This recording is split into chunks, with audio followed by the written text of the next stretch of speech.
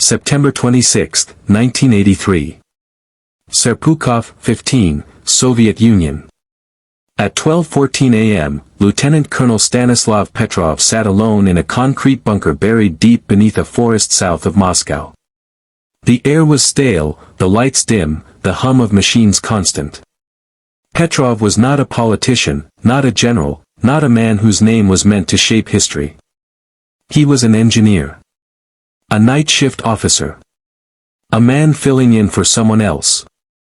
On the wall in front of him, a massive screen tracked the invisible edge of the world: American missile fields, orbital satellites, warning systems designed for one purpose only, to detect the beginning of nuclear war.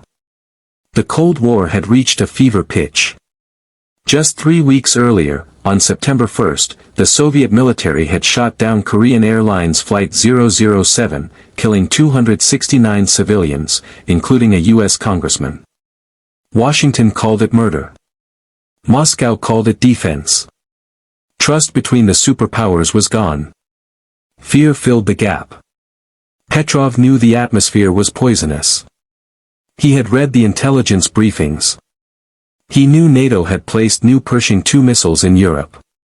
He knew the Kremlin believed a surprise American first strike was possible, even likely. Soviet doctrine was simple and terrifying: launch on warning.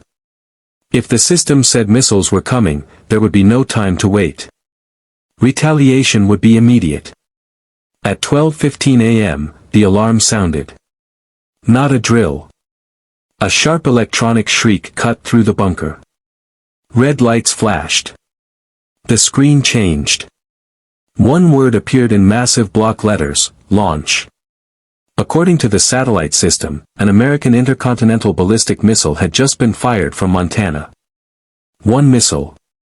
Heading straight for the Soviet Union. Petrov felt his stomach tighten. His training told him exactly what to do.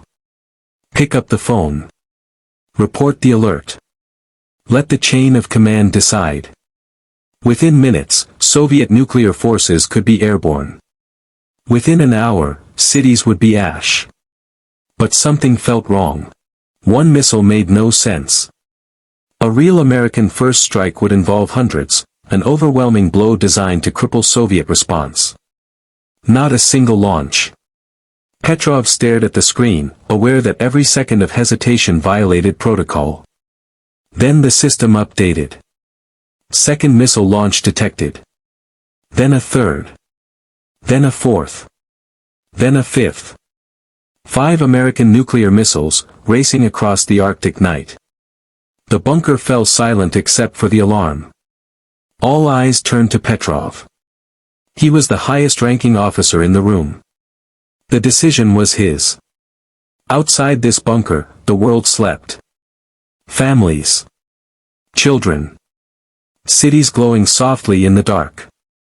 None of them knew how close they were to extinction, how the fate of millions now rested on a man whose name would never appear in textbooks. Petrov wiped sweat from his brow.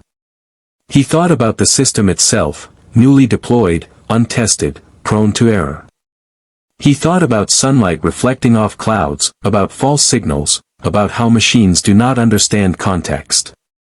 He thought about how history would judge him if he was wrong. If he reported a false alarm as real, he could help start a nuclear war. If he dismissed a real attack, he could doom his country. He picked up the phone. And said the words that nearly no one was allowed to say. The alarm is false. Minutes passed. No impacts. No explosions. No nuclear dawn. The missiles existed only on the screen, a glitch caused by sunlight reflecting off high-altitude clouds, confusing the Soviet satellite sensors. The system had failed. Human judgment had not. Later, Petrov would receive no medal. No public praise. His superiors quietly reprimanded him for not following procedure. The incident was classified. The world moved on, unaware of how narrowly it had escaped annihilation. But on that night in September 1983, World War III did not begin, not because of diplomacy, not because of treaties, not because of strategy.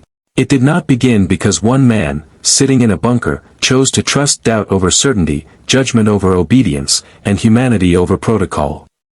History often turns on grand speeches and massive armies. Sometimes, it turns on a single decision made in silence while the rest of the world sleeps.